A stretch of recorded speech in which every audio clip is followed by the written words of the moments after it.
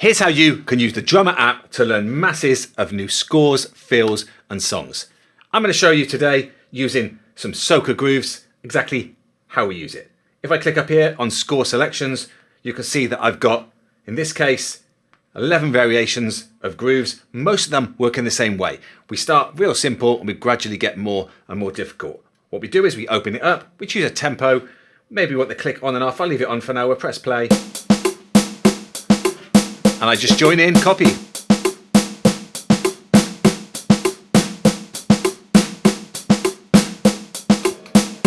As I get competent, go back up to score selection and I go and choose a slightly more difficult one. In this case, let's add the kick drums in. Let's turn the click off.